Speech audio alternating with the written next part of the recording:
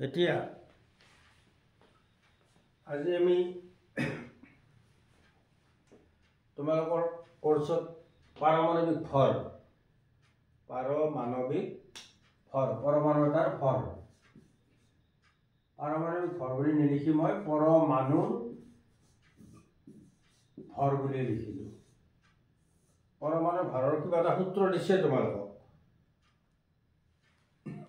পৰমাণুৰ ভৰেৰ সূত্ৰ কি দিছে?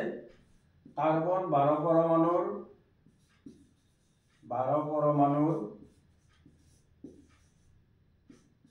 12 ভাগৰ 1 অংশৰ ভৰতকৈ অন্য পৰমাণু এটাৰ ভৰ যিমান গুণে বেছি তাকে পৰমাণুটোৰ পারমাণবিক ভর বলে। এটো the 12/1 part of carbon 12 atom. The mass of an atom which is how many times that of 1/12 part of carbon 12 atoms. কিমান গুণে বেছি, how many times more than 1/12 part of a carbon 12 atom. এই পৰিমাণটো কি বুলি কোৱা হয়? পাৰমাণবিক ভৰ বুলি কোৱা হয়। এটা কাৰ্বন 12 পৰমাণুৰ 12 ভাগৰ 1 মানে কি? এটো আমাৰ কাৰণে ইম্পৰ্টেন্ট কথা। এটো মই এটা হিষ্ট্ৰীও কৈ দিও।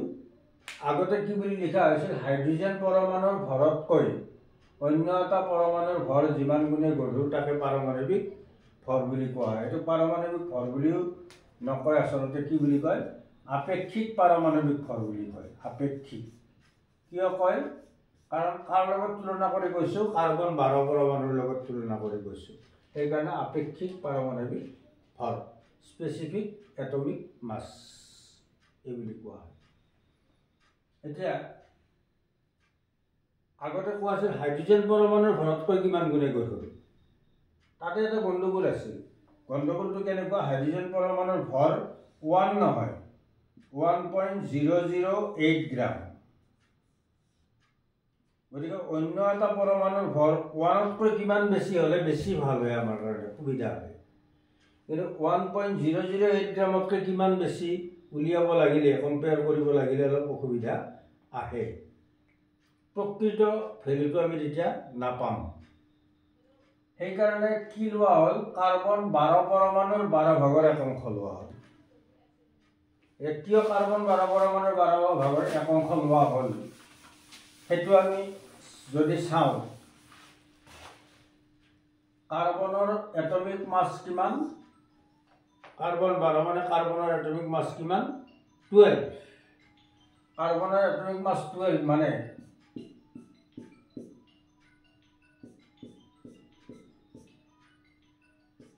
এটো কেইটা হ'ল? 1 2 3 4 5 6 7 8 9 10 11 12।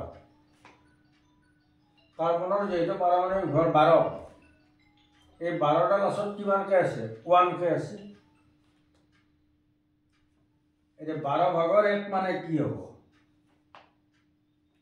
12 ভাগৰ 1 মানে কি হ'ব? অনলি কি হ'ব? 1। 12 ভাগৰ 1 ভাগ ললো, তাহলে 1 ভাগটোত কিমান আছে? 1। গতিকে অন্য এটা পৰমাণুৰ ভৰ 1তকৈ কিমান গুণে বেছি হ'ব? যদি 10 গুণে বেছি হয় তেতিয়াহলে সেই পৰমাণুটোৰ ভৰ 10 হ'ব। যদি 16 গুণে বেছি হয় সেই পৰমাণুটোৰ ভৰ কিমান হ'ব? 16 হ'ব। সেই কাৰণে সূত্ৰটো কাৰ্বন 12 পৰমাণুৰ 12 ভাগৰ 1 অংশ লোৱা হৈছে।